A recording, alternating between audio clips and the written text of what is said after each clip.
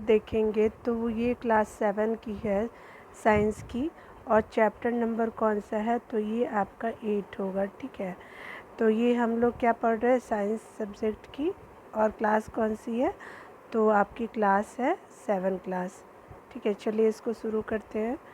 तो देखिए यहाँ पे जो बोल रहा है, तो चैप्टर 8 में नाम जो है चैप्टर का वो पादप में जनन की बात की जा रही है। ठीक है, यहाँ पे इनसाइड द चैप्टर क्या दिया हुआ है कि अपने वंश अथवा प्रजाति को बनाए रखने के लिए पादप और जंतुओं के लिए जनन आवश्यक है। यानी हमने क्लास 6 में और जो चैप्टर 6 था उसमें पढ़ा था कि सभी जीव अपने समान जीवों का जन्म करते हैं, बिल्कुल करते हैं। जैसे डॉगी हो गया, बिल्ली हो गई, काऊ हो गया, इंसान हो गया। ठीक है, तो इस तरह से आप देखते हैं कि अपने समानता को वो प्रदर्शित करते हैं। ठीक है, उसी तरह से माता पिता से संतति का जनन कहलाता है। ठीक है, माता पिता से जब जन्म होता है तो जनन कहते हैं, क्योंकि पादप कैसे जनन करते हैं। लेकिन पादप के बारे में हमको तो नहीं पता।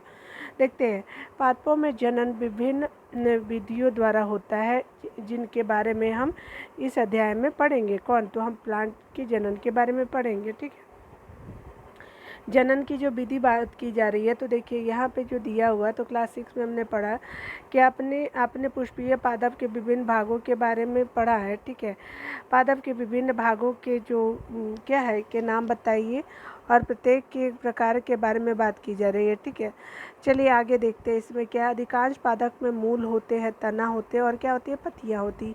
ये पादप के कायिक अंग कहलाते हैं। ठीक है, यानी मूल, जड़ हो गया, तना हो गया, पत्तियाँ क्या होता है, कायिक अंग कहलाते हैं। ठीक है, किसके, तो पादप के। देखिए, वृद्धि की निश्चित अवधि के बाद, यानी वृद्धि जो होती है उसकी अवधि के बाद अधिकांश पादपों में पुष्प निकलते हैं। आपने बसंत ऋतु में आम के वृक्षों को पुष्पित होते देखा है। ठीक है, यानी आम के जो वृक्ष होते हैं उसमें फूल लगते हैं ना, वही बोल रहे हैं। यही पुष्प बाद में आम के उन रसीले फलों को निर्मित करते हैं जिनका आनंद हम गर्मियों में उठाते हैं। ठीक है, और बाद में जो है वो रस वाले हमको आम मिलते हैं। हम फलों को खाते हैं और सामान्यतः बीजों को फेंक देते हैं। बीज क्या अंकुरित होकर के नया पादप बनाते हैं, आम के साथ जो हम लोग देखते हैं। यदि ऐसा है तो पादप में पुष्पों की क्या भूमिका है। पुष्प पादप में जनन का कार्य करते हैं। पुष्प जो होता है पादप में क्या करते हैं, तो जनन का कार्य करते हैं। वास्तव में पुष्प जो पादप के जनन अंग होते हैं, यानी फूल जो होते हैं, पुष्प जो होते हैं वो क्या होते हैं, जनन अंग होते हैं। किसके, पादप के। ठीक है, किसी पुष्प पर केवल नर जनन अंग अथवा मादा जनन अंग या फिर दोनों ही जनन अंग दिखते हैं, या फिर हमको मेन नर जनन होते हैं, मादा जनन होते हैं, या दोनों ही होते हैं, नर और मादा दोनों होते हैं। ठीक है, तो ये प्लांट पे डिपेंड करता है। पादप अनेक क्रियाओं द्वारा अपने संतति उत्पन्न करते हैं। इनमें जनन 2 प्रकार होता है। ठीक है, पादपों में जो जनन होता है वो कितने प्रकार से होते हैं, 2 प्रकार से। तो कौन कौन से, अलैंगिक जनन होते हैं और लैंगिक जनन होते हैं। ठीक है, अलैंगिक जनन में पादप बिना बीजों के नए पादप को उत्पन्न करते हैं, यानी बीज का कोई ज़रूरत नहीं रहता है। ठीक है, कर सकते हैं। ठीक है, उसके अलावा क्या है कि लैंगिक जनन में नए पादप बीजों से प्राप्त होते हैं, और लैंगिक जनन में क्या होता है, बीजों से पादप प्राप्त होते हैं। ठीक है, चलिए अलैंगिक जनन में देखते हैं, हम लोग देख लेते हैं कि अलैंगिक जनन में क्या होता है, नए पादप बीजों अथवा बीजाणुओं के उपयोग के बिना ही उगाए जाते हैं। अलैंगिक जनन में जो होते हैं वो बीजाणु और नए बीजों का उपयोग नहीं किया जाता है। ठीक है, नए पादप बीजों अथवा बीजाणुओं के उपयोग के बिना ही उगाए जाते हैं, यानी बीज का ज़रूरत इसमें बीजाणु को ज़रूरत नहीं होता है अलैंगिक जनन में। देखिए कायिकी प्रवर्धन को देखते हैं कि क्या होता है कायिकी प्रवर्धन।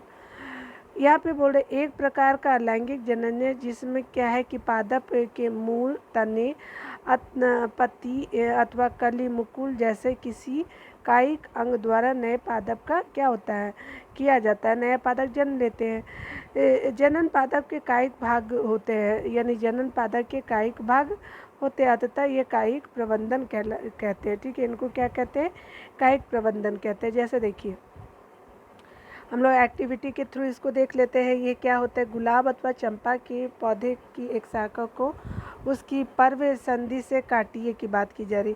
पर्व संधि तने या शाखा का वह भाग है जहाँ से पत्ती निकलती है, ठीक है। यहाँ पे बोला शाखा के इस टुकड़े को कर्तन या कलम कहते हैं। ये क्या है कि शाखा के इस टुकड़े को क्या कहते हैं, कर्तन कहते हैं या कलम कहते हैं। जो देखिए ये जैसे रोज़ है तो रोज़ का छोटा सा टुकड़ा लेकर के जब हम यहाँ लगा देते हैं तो ये क्या होता है, ये कलम हो जाता है, ठीक है।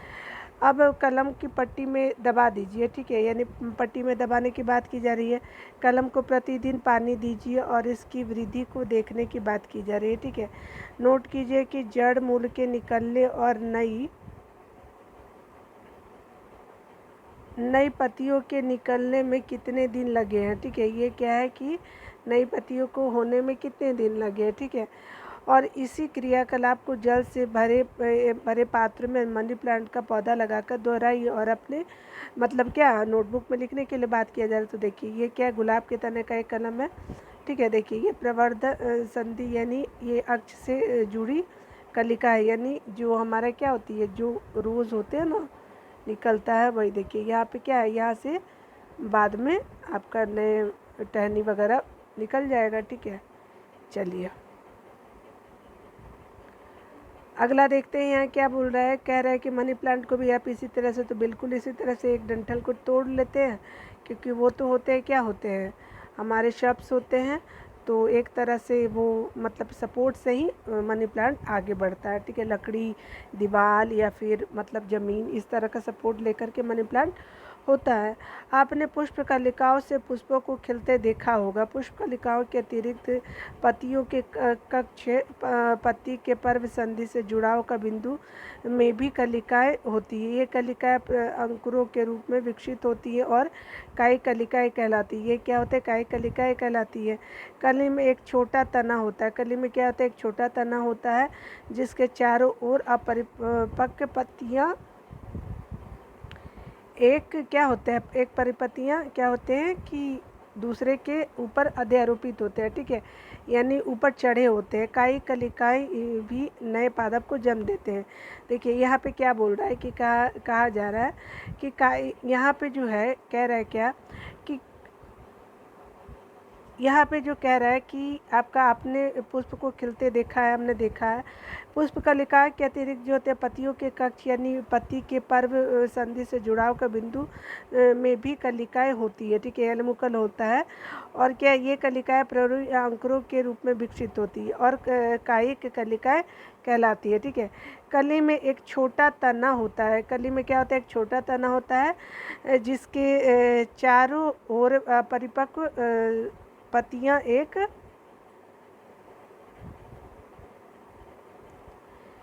एक दूसरे के ऊपर अध्यारोपित रहते हैं। और ये क्या होता है कि यही अध्यारोपित रहते हैं एक दूसरे के, और काई कलिका के नए पादप को जन्म दिया जाता है, ठीक है। चलिए इसमें देख लेते हैं एक्टिविटी जो है।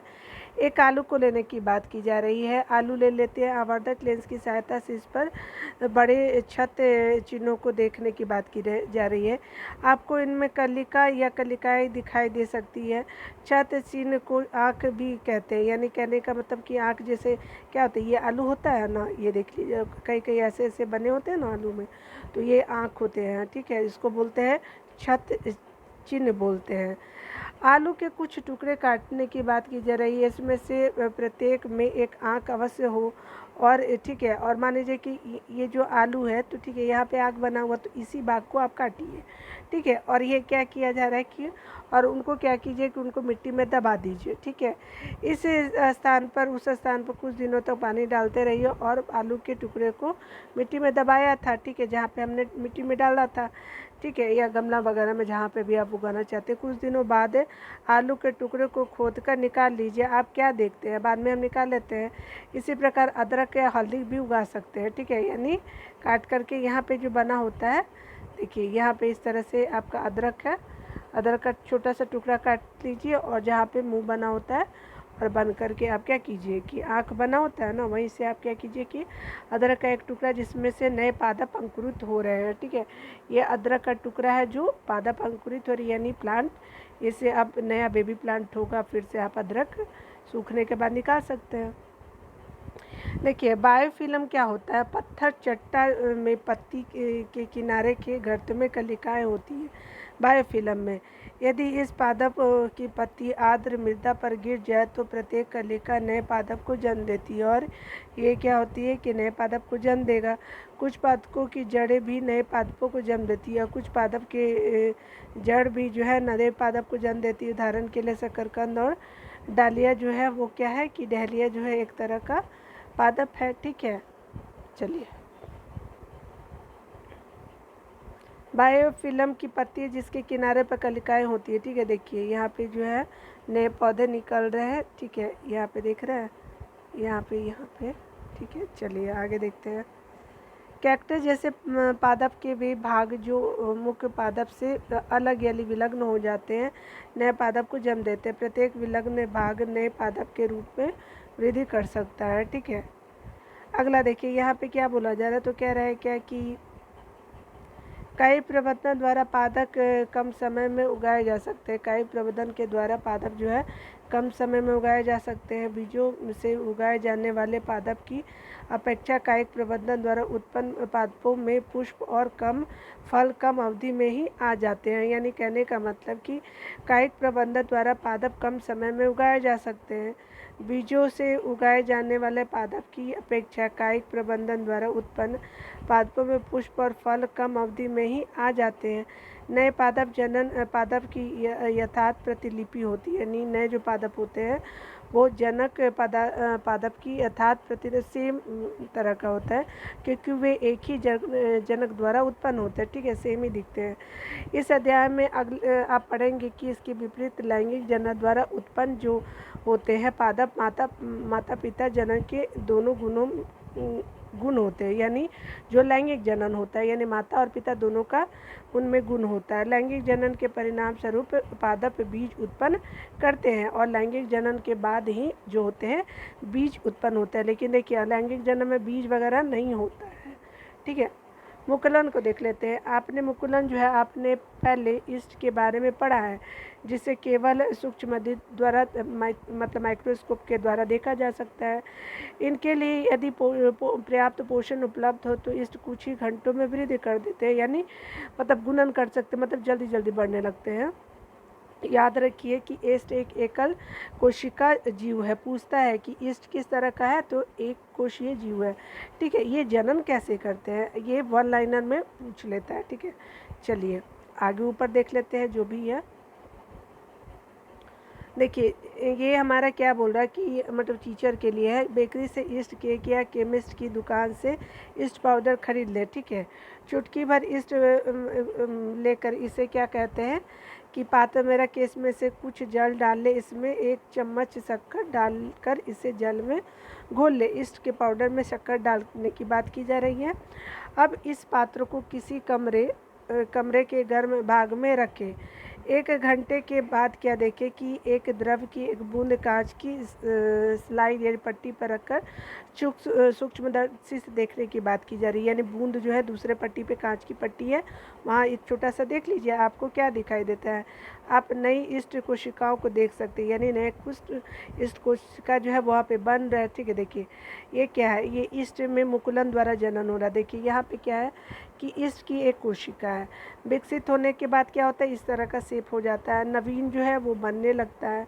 और फिर क्या होता है मुकुल श्रृंखला, यानी कहने का मतलब कि एक के बाद दूसरा, दूसरे के बाद तीसरा, चौथा, ऐसे यानी श्रृंखला बन जाता है, ठीक है। चलिए इसमें मुकुलन द्वारा जनन की यहाँ पे पिक्चर दी गई हुई है, ठीक है। चलिए यहाँ देखिए ईस्ट कोशिका से बाहर निकलने वाला छोटे बल्ब जैसा प्रबंध मुकुल या कली कहलाते हैं। मुकुल क्रमशः वृद्धि करता है। मुकुल क्या करता है, वृद्धि करता है और जनक कोशिका से विलग होकर नई ईस्ट कोशिका बनाता है, ठीक है। नई ईस्ट कोशिका विकसित होकर परिपक्व हो जाती है और फिर नई ईस्ट कोशिका बनाती है, ठीक है। कभी कभी नवीन मुकुल से नए मुकुल विकसित हो जाते हैं, जिससे एक मुकुल श्रृंखला बनती है, यानी नई नवीन से एक और नया बन गया, ठीक है। तो ये क्या होता है कि श्रृंखला पैटर्न ऊपर देखे ना वही बन जाता है। यदि यह प्रक्रम चलता रहे तो कुछ ही दिन में समय में बहुत सी संख्या में इस कोशिकाएं बन जाती है। ठीक है, चलिए खंडन को देख लेते हैं। खंडन क्या होता है, हमने तो अभी मुकुलन को देखा। आपने तालाबों अथवा गहरे हुए पानी ठहरे हुए पानी के अन्य जलाशयों में हरे रंग के अवपंखी गुच्छे या फिसलनदार तैरते हुए देखे थे। देखिए इस तरह से जो बने होते हैं। स्पायरोगैरा एक शैवाल से खंडन। ठीक है, स्पायरोगैरा है और ये शैवाल दोनों अलग हो जाता है। देख लेते, देखे होंगे ये शैवाल जब जल और पोषक तत्व उपलब्ध होते हैं तो शैवाल वृद्धि करते हैं और तेजी से खंडन द्वारा गुणन करते हैं, अलग अलग हो जाते हैं। शैवाल दो या अधिक खंडों में विखंडित हो जाते हैं। ये खंड अथवा टुकड़े नए जीवों में क्या होते हैं, वृद्धि करते हैं। हम लोग क्या है कि 8.6 में अभी देख लिए हैं, अलग हो जाते हैं। उसके बाद यह प्रक्रम निरंतर चलता रहता है, बाद में भी आगे बढ़ता रहता है। कुछ ही समय में शैवाल एक बड़े क्षेत्र में फैल जाते हैं। ठीक है, और शैवाल जो है एक बड़े क्षेत्र में फैल जाते हैं। यहाँ देखिए बीजाणु निर्माण की बात की जा रही है, तो यहाँ पर देखिए क्या है कि हमने पढ़ा था कि हमने चैप्टर 1 में पढ़ा है कि डबल रोटी में वायु में उपस्थित बीजाणुओं से कवक उग जाते हैं, यानी कवक उगते हैं वायु में उपस्थित जो बीजाणु होते हैं। ठीक है, अध्याय 1 में हमने देखा कि जो 1.2 को दोहराने की बात की जा रही है, डबल रोटी पर रुई के जाल में बीजाणुओं को देखिए। जब बीजाणु निर्मुक्त होते हैं तो ये वायु में तैरते रहते हैं। चूँकि ये बहुत हल्के होते हैं इसलिए ये लंबी दूरी तक जा सकते हैं। ये क्या होते हैं कि बहुत लंबी दूरी तक जा सकते हैं। बीजाणु लैंगिक जनन ही करते हैं। बीजाणु जो है लैंगिक जनन करते हैं। प्रत्येक बीजाणु उच्च ताप और निम्न आर्द्रता जैसे प्रतिकूल परिस्थितियों को झेलने के लिए कठोर सुरक्षात्मक आवरण से ढका रहता है, इसीलिए ये लंबे समय तक जीवित रह सकते हैं। अनुकूल परिस्थिति में बीजाणु अंकुरित हो जाते हैं और नए जीव में विकसित हो जाते हैं। मॉस और फर्न जैसे पादप में भी जनन बीजाणुओं द्वारा होता है। ठीक है, आगे देखते हैं। लैंगिक जनन की बात की जा रही है, तो लैंगिक जनन जो होते हैं पुष्प की संरचना के बारे में आप पहले पढ़ चुके हैं। आप जानते हैं कि पुष्प पादप के जनन अंग होते हैं। पुष्प जो होते हैं पादप के जनन होते हैं, यानी हम लोग लैंगिक जनन को देख रहे हैं। और ये क्या पुंकेसर नर जनन अंग और स्त्रीकेसर मादा जनन अंग होते हैं। पूछता है कि पुंकेसर क्या होता है, तो याद रखिएगा पुरुष यानी नर, ठीक है, मेल, और आपका फीमेल क्या हो जाए तो स्त्रीकेसर यानी फीमेल। ठीक है ना, ऐसे याद रखिएगा। चलिए ऐसे देख लीजिए। उसके अलावा क्या है कि यहाँ पे एक्टिविटी करने की बोला जा रहा है कि सरसों गुड़हुल यानी उड़हुल जो बोलते हैं, पिटूनिया का कोई पुष्प लीजिए और इसमें जनन अंगों को पृथक कीजिए। पुंकेसर और स्त्रीकेसर के विभिन्न भागों को अध्ययन कीजिए। ऐसे पुष्प जिनमें या तो केवल पुंकेसर अथवा केवल स्त्रीकेसर उपस्थित होते हैं, ऐसे पुष्प में जिनमें या तो केवल पुंकेसर अथवा स्त्रीकेसर उपस्थित होते एक लिंगी पुष्प कहलाते हैं। एक लिंगी पुष्प ये होते हैं जिन पुष्पों में पुंकेसर और स्त्रीकेसर दोनों ही होते हैं, वे द्विलिंगी पुष्प होते हैं। यानी कहने का मतलब कि अगर किसी पुष्प में पुंकेसर भी है यानी नर जनन भी है और स्त्री जनन भी है तो उसको क्या कहेंगे, द्विलिंगी पुष्प कहेंगे। मक्का हो गया। उसके अलावा क्या है कि आपका पपीता, ककड़ी, खीरे में जो होते पौधे एक लिंगी पुष्प होते हैं। यानी कहने के पपीता, ककड़ी और खीरा एक लिंगी यानी द्विलिंगी पुष्प बोलते हैं, इनको एक लिंगी पुष्प बोलते हैं। ठीक है, चलिए। जबकि सरसों, गुलाब और पुटुनिया जो होते हैं वो क्या होते हैं, किस तरह के एग्जाम्पल होते हैं, तो ये होते हैं आपके क्या, द्विलिंगी पुष्प होते हैं। ये समझ गया ना। खीरा, ककड़ी और आपका जो पपीता हो गया एक लिंगी है, और आपको उड़हुल वगैरह जो है वो द्विलिंगी हो गए। नर और मादा स्त्रीलिंग पुष्प दोनों एक ही पादप पर उपस्थित हो सकते हैं अथवा भिन्न पादपों पर पाए जा सकते हैं। ठीक है, चलिए। क्या आप पुंकेसर में परागकोश तंतु को पहचान सकते हैं कि क्या आप पुंकेसर में परागकोश तंतु को पहचान सकते हैं? परागकोश में परागकण होते हैं जो नर युग्मकों को बनाते हैं। ठीक है, स्त्रीकेसर में वर्तिकाग्र, वर्तिका और अंडाशय होते हैं। ठीक है, परागकोश में परागकण होते हैं जो नर युग्म को बनाते हैं। स्त्री केशक में वर्तिकाक, भर्त्रिका और अंडाशय होते हैं, ठीक है। अंडाशय में एक या अधिक बीजांड होते हैं। अंडाशय में क्या होते हैं, एक या अधिक बीजांड हो सकते हैं। मादा उग्मक अथवा अंड का निर्माण बीजांड में होता है। मादा युग्मक तथा अंड का निर्माण कहाँ होता है, बीजांड में होता है। लैंगिक जनन में नर और मादा युग्मकों के युग्मन में उग्मनज होते हैं, यानी लैंगिक जनन में नर और मादा युग्मकों के उग्म में युग्मनज बनता है, ठीक है। यानी नर और मादा मिलकर के क्या बनते हैं, तो युग्मनज बनाते हैं, जो मिलने से बनता है, ठीक है। चलिए आगे ऊपर देख लेते हैं क्या है। देखिए यहाँ पे बोल रहा है परागन को देख लेते हैं क्या है। परागन जो है देखिए, सामान्यतः पराग कणों में दृढ़ सुरक्षात्मक आवरण होता है पराग कणों में, जो उन्हें सूखने से बचाता है, क्योंकि परागकण हल्के होते हैं अतः वह वायु अथवा जल द्वारा बहाकर ले जा सकते हैं। पुष्पों पर बैठने वाला कीटों के शरीर पर परागकण चिपक जाते हैं। जब कीट उसी प्रकार किसी अन्य पुष्प पर बैठते हैं तो पुष्प के वर्तिकार का कुछ परागकण गिर जाते हैं, ठीक है। परागकणों का परागकोश से पुष्प के वर्तिकार पर स्थानांतरण परागकण कहलाता है, ठीक है। किसी अन्य पुष्प पर बैठते हैं तो पुष्प के वर्तिकार पर कुछ परागकण गिर जाते हैं। परागकणों का परागकोश से पुष्प के वर्तिकार पर स्थानांतरण परागकण कहलाता है। यदि परागकण उसी पुष्प के वर्तिकार पर गिरते हैं तो उसे स्वपरागन कहते हैं। यानी कहने का मतलब देखिए यहाँ पे क्या है, कुछ जो अन्य पुष्प पर बैठते हैं तो पुष्प के वर्तिकार पर कुछ परागकण गिर जाते हैं, ठीक है। परागकणों का परागकोश से पुष्प के वर्तिकार पर स्थानांतरण जो होता है वो क्या होता है, परागकण कहते हैं, यानी एक जगह से दूसरे पे। यदि परागकण उसी पुष्प के वर्तिकार पर गिरते हैं तो स्वपरागन होते हैं, यानी खुद का खुद पे जब गिरता है तो आपका क्या होता है, स्वपरागन। और पुष्प जब वर्तिकाक पर स्थानांतरित हो जाता है तो ये क्या होता है कि आपका परागकण होता है, ठीक है। चलिए देखिए, वर्तिकाक जो है ये क्या है कि आपका वर्तिकाक जो है ये पिक्चर है, आप देखिए पौधे का, तो फूल का, तो परागकण क्या है, ये वर्तिकाक हो गया, और ये क्या है, परागकोश होता है, ठीक है। और ये क्या हो गया, परागकण हुआ, और ये क्या है कि परागकण हो रहा है, ठीक है।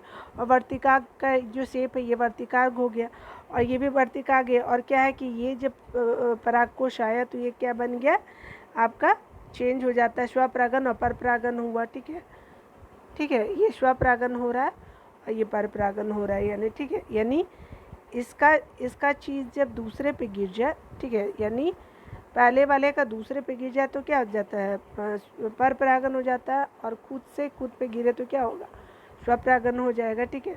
चलिए यही बताने का, देखिए ये यहाँ से यहाँ जा रहा है ना, और ये जब एक पौधे से दूसरे में जा रहा है तो क्या हो जा रहा है, परपरागन हो जा रहा है।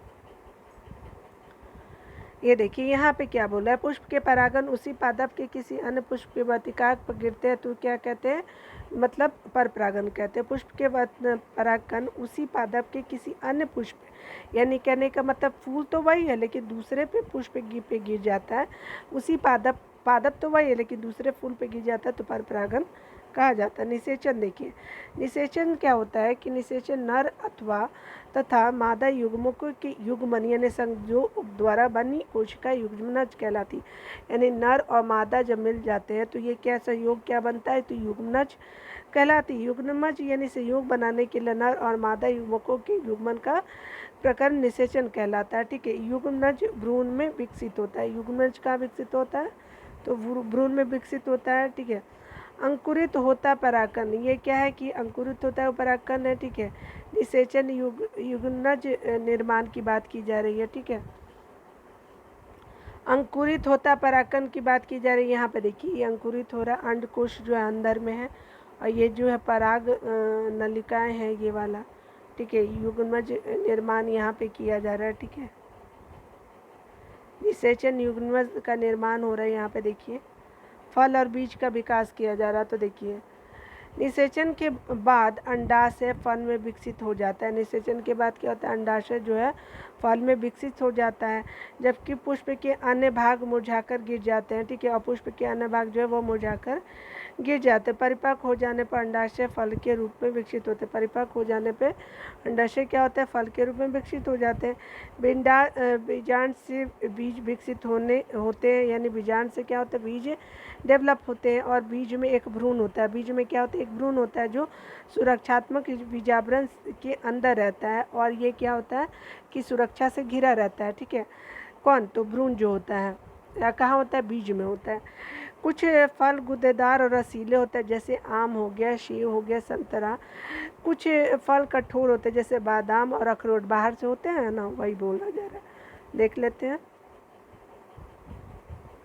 देखिए यहाँ पे पिक्चर देखिए, ये क्या सेब है, ठीक है, देखिए, ये क्या अखरोट है, ये बादाम, बादाम आप देख रहे हैं, ये सेब है, ये बादाम है। बीज प्रकीर्णन की बात की जा रही है, तो देखिए यहाँ पे जो है प्रकृति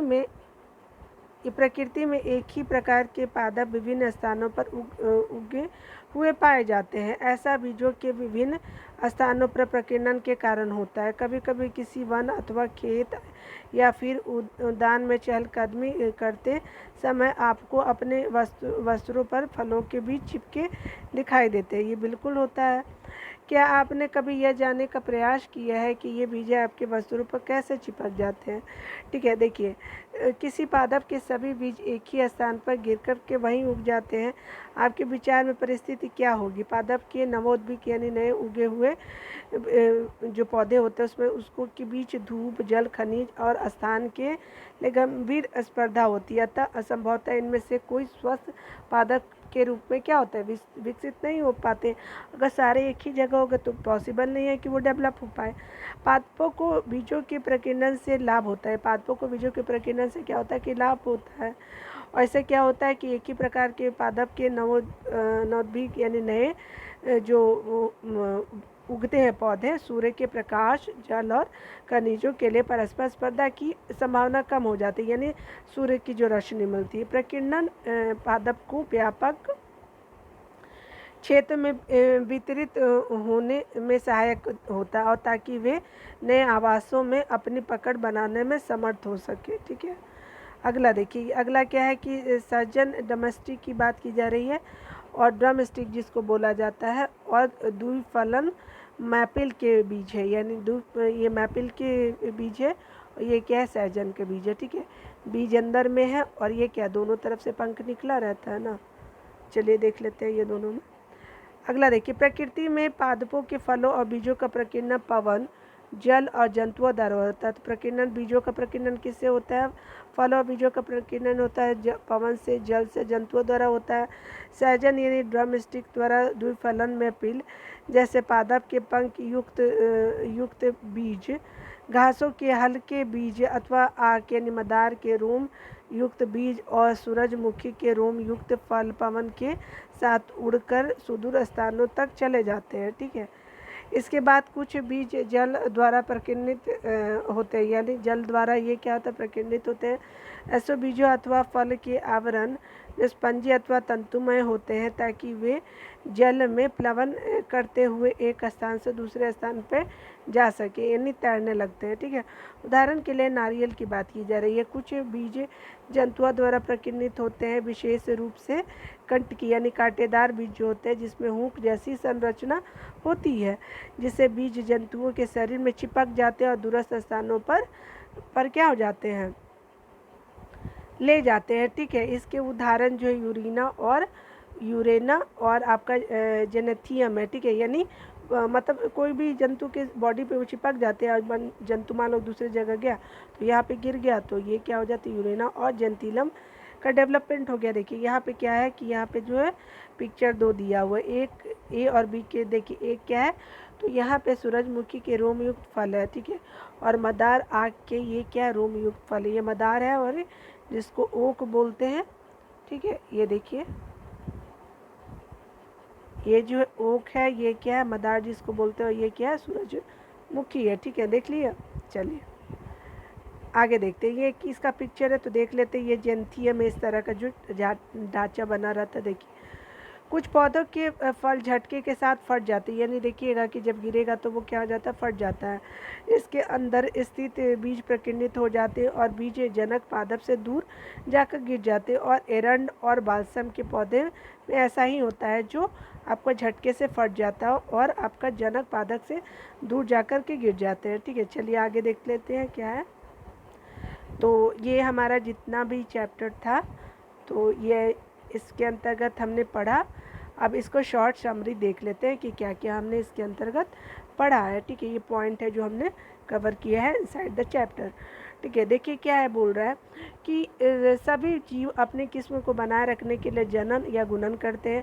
पादप में जनन दो प्रकार के होते हैं, अलैंगिक और लैंगिक होते हैं। अलैंगिक जनन की कुछ विधियाँ खंडन, मुकुलन, बीजाणु निर्माण और कायिक प्रबंधन है। ठीक है, लैंगिक जनन में नर और मादा युग्मकों का युग्मन होता है, यानी लैंगिक जनन में नर और मादा युग्मकों का क्या होता है, युग्मन होता है। ठीक है, कायिक प्रबंधन में पत्तियाँ, तना और मूल जैसे कायिक भागों में नए पादप उगाए जाते हैं, यानी कायिक प्रबंधन में पत्तियां जो होती है, तना, मूल जैसे कायिक भागों से नए पादप उगाए जाते हैं। पुष्प पादप का जनन अंग है। पुष्प जो होता है पादप का क्या होता है, जनन अंग होता है। देखिए, जो हमारे नर या फिर मादा एक ही अंग से जो होते हैं, तो एक लिंगी हो गए, चाहे नर हो या फिर मादा हो तो एक लिंगी हो गए। नर और मादा दोनों जिसमें रहता है वो द्विलिंगी हो गए। ठीक है, दोनों गुण पाए जाते हैं नर मादा दोनों के। उसके अलावा जो है नर युग्मक परागन के अंदर और मादा युग्मक बीजांड में पाए जाते हैं। नर युग्मक जो होता है परागन के अंदर और मादा युग्मक बीजांड में। मादा युग्मक कहा तो बीजांड में, और नर युग्मक परागकणों के अंदर होते हैं, ये बोला जा रहा है। देखिए अगला क्या बोला जा रहा है कि किसी पुष्प के परागकोश से उसी पुष्प अथवा किसी अन्य पुष्प के वर्तिका तक परागकणों के स्थानांतरण को का प्रकार में परागन कहलाता है। ठीक है, परागन दो प्रकार के होते हैं, स्वपरागन और परपरागन। स्वपरागन में परागन परागों से उसी पुष्प के वर्तिकाक पर स्थानांतरित होता है, यानी स्वपरागन में। परपरागन में क्या होता है, एक पुष्प के परागन से उसी प्रकार के दूसरे पुष्प के वर्तिकाक पर स्थानांतरण होता है। ठीक है, परागन पवन, जल और कीटों के द्वारा होता है। परागन क्या होता है, पवन हो गया, जल हो गया, कीटों के द्वारा होता है। नर और मादा युग्मकों का युग्मन निषेचन कहलाता है। नर और मादा युग्म जब मिलते हैं तो युग्मन निषेचन कहलाता है। ठीक है, यहाँ पर देखिए निषेचित अंड युग्मज कहलाता है। ठीक है, निषेचित अंड युग्मज कहलाता है। युग्मज का विकास भ्रूण में होता है। ठीक है, युग्मज का विकास जो होता है वो भ्रूण में होता है। ठीक है, यहाँ पे देख लिए हमने। अगला देखते हैं, अगला क्या बोला, फल एक परिपक्व अंडाशय है। फल क्या परिपक्व अंडाशय है, वन परिपक्व हो चुका है। और बीजांड जो बीज में विकसित होता है, बीजांड का होता है तो बीज में होता है, फल का होता है अंडाशय में होता है। और क्या है कि आपका क्या है कि बीज में विकासशील भ्रूण होते हैं, और बीज में क्या होता है कि डेवलप विकासशील भ्रूण होते हैं, यानी जो जिसका विकास होना है। ठीक है, बीजों का प्रकीर्णन जो होता है पवन हो गया, जल हो गया, जंतुओं के द्वारा होता है। बीज प्रकीर्णन जो होता है एक ही स्थान पर पादों की अधिक संख्या की वृद्धि को रोकने, सूर्य के प्रकाश, जल और खनिजों के लिए स्पर्धा को कम करने और नए आवासों के अधिकरण में सहायक होते हैं। ठीक है, ये देख लीजिए।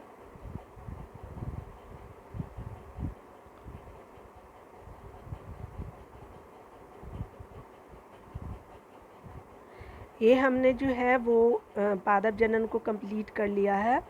तो आपको अगर मेरा वीडियो अच्छा लगता हो तो प्लीज़ आप चैनल को सब्सक्राइब कर लीजिएगा। ठीक है, और अभी तक आपने मेरा वीडियो देखा इसके लिए बहुत बहुत थैंक यू। मिलते हैं अगले वीडियो में, तब तक के लिए आप अपना ख्याल रखिए।